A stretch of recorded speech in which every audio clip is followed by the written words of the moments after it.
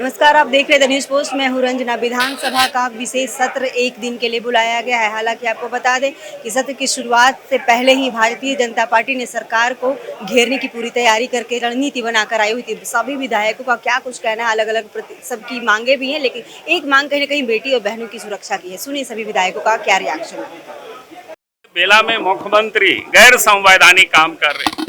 भाई विश्वास मत तो तब होता है जब गवर्नर कोई उनको निर्देशित करे या कोर्ट की ओर से उनको निर्देशित करे। किसी ने उनको कोई निर्देशित नहीं किया है। तो आज उनके पास जो विश्वास की संकट है तो अपने लोगों से है, सहयोगी लोगों से है। और इसीलिए आपने देखा होगा पिछले दिनों कांग्रेस के विधायकों को, कांग्रेस के लीडर को बस में किस प्रकार से बोझ करके रांची से रायपुर तक ले गए, रायपुर से रांची लाए हुए हैं। यहाँ भी अपने घर में लोगों को रहने नहीं दिए और उसको बंधक बना करके कह सकते हैं कि एक होटल, क्या कहते हैं, सर्किट हाउस में रखे हुए। तो बिल्कुल ये स्पष्ट है कि भाई ये अपने लोगों की उनकी संकट है और इसलिए उन्होंने गैर संवैधानिक इस प्रकार के काम कर रहे हैं जो अपने लोगों के ऊपर उनको भरोसा नहीं है। देखिए, संवैधानिक इंस्टीट्यूशन जितना है उसको ये सरकार ध्वस्त करने का काम कर रही है। चाहे महिला आयोग की बात हो, चाहे जितनी आप बोर्ड और निगम को देखेंगे, आज जिस तरह से डाइन बिसाही का मामला सुनाहातू में आया, सरकार और प्रशासन का भय खत्म हो गया है लोगों में। जिस तरह से दुमका में बेटी के साथ जिस तरह से जलाकर मार देना, जिस तरह से आदिवासी लड़की की हत्या करके रेप करके टांग देना, जिस तरह महादलित परिवार का घर को लूट लेना, ये सरकार का एक ही साथ इतनी सारी घटनाएं राज्य में ये अचानक जो घटना घट रही है, जब सरकार स्टेबल नहीं रहती है, विश्वास नहीं लोगों को रहता है, तो घटना होना स्वाभाविक है। मैं तो लगातार इस सदन में जब से मैं विधायक बना और इस विधानसभा का हिस्सा बना तब से झारखंड के जो हालात है वह बातें अब दिखना प्रारंभ हो गया है। जिस प्रकार से लव जिहाद के माध्यम से बेटियों को जिंदा जला दिया जा रहा है, उनके साथ दुराचार करके पेड़ पर लटका दिया जाता है। संथाल पड़ना की पूरी डेमोग्राफी बदल गई है। संथाल पड़ना का जल जंगल जमीन छीना जा रहा है और यह सब केवल और केवल वोट बैंक की राजनीति के लिए, तुष्टीकरण को पोषित करने के लिए राज्य सत्ता के संरक्षण में यह खेल चल रहा है।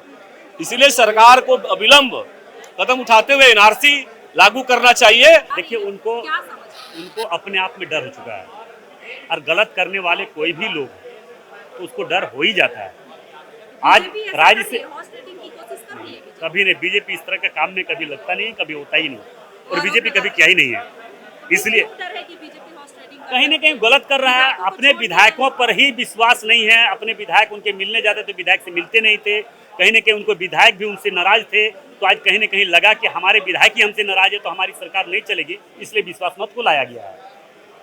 पांडु प्रखंड के मुरुमासू गांव में महादलितों को जो 54 परिवार था, उसे वहां के मुस्लिम परिवार ने उसका मारने का काम किया, उसका मकान ढाकर पूरे जंगल में छोड़ने का काम किया।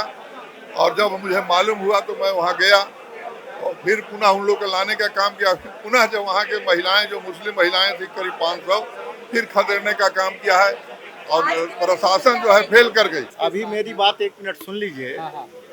हम जब भी यूपीए सरकार को सपोर्ट किए थे, हेमंत जी को सपोर्ट किए थे, तो हमारा मुख्य लक्ष्य था कि हुसैनाबाद को जिला बनाने की बात थी। लेकिन 2.5 साल हो गया, अभी तक हुसैनाबाद को जिला के विषय में कुछ भी पहल नहीं किया गया है। यह बहुत ही चिंता का विषय है।